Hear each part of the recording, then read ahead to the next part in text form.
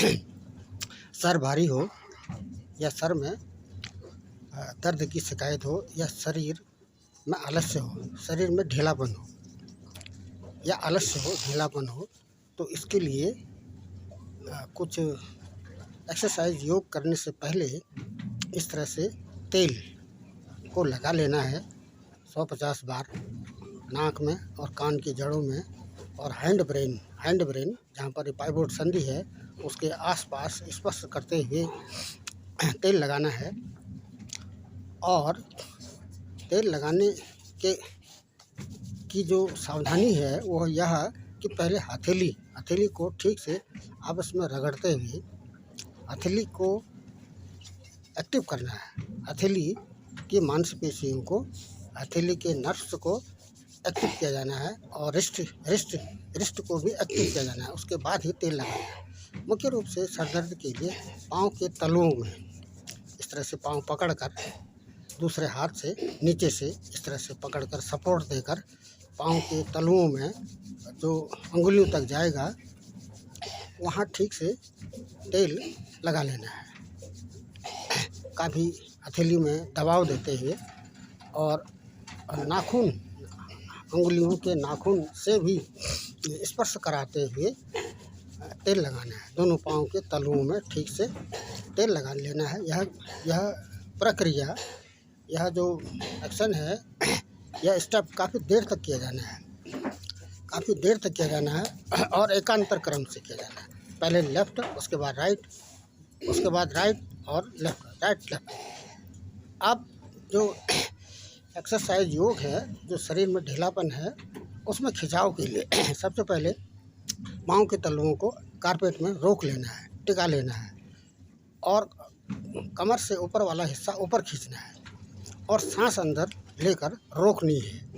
Inspiration में जब हम ऊपर खिंचाव करते हैं बॉडी का, तो सांस को काफ़ी देर तक रोके रखना है और पूरा शरीर एक स्ट्रेट छड़ के समान किया जाना है। इस तरह से सर तक ही हाथ नीचे आएंगे और संपूर्ण रूप से हाथ नीचे नहीं आएंगे। जब हम ऊपर की ओर सांस खींच रहे हैं तो इस तरह से सांस को लंग्स में लेना है, हवा लंग्स में लेनी है।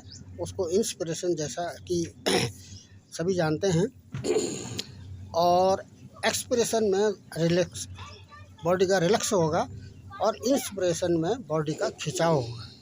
तो बॉडी का जो खिंचाव है वो इंस्पिरेशन में लेना है और दूसरा इस तरह से पाँव को, एक पाँव को दूसरे पाँव में लपेटते हुए और हाथों को भी लपेटते हुए इस तरह से खड़े हो जाना है। इस स्थिति में भी इंस्पिरेशन और एक्सपिरेशन का ध्यान रखा जाएगा। तो सांस को थोड़ी देर के लिए रोकना है और बॉडी को स्ट्रेट किया जाना है, बॉडी को में खिंचाव किया जाना है। यही क्रम दूसरे पाँव से। कोई भी एक्सरसाइज है, कोई भी योग है, इसको यदि हम बाएं पाँव से कर रहे हैं तो उसको दाहिने से भी करना है, बाएं हाथ से कर रहे हैं तो उसको दाहिने से भी करना है। बोथ साइड, दोनों ओर इसका क्रम जारी रखना है। उसके बाद इस तरह से पंजों के बल पर खड़े हो जाना है और हाथ को तिरछा करना है, राइट टू लेफ्ट। दाएं बाएं हाथ भी फैल जाएंगे और पंजों के सहारे खड़े होना है। इस स्थिति में भी इंस्पिरेशन एक्सपिरेशन का ध्यान रखना है और बॉडी का खिंचाव तो करना ही है। ये तो खड़े होकर। अब इसमें लेट कर, हम लेट गए हैं, संपूर्ण शरीर का जो वेट है वो कमर में है, कमर में वेट किया हुआ है, कमर में टिकाव है।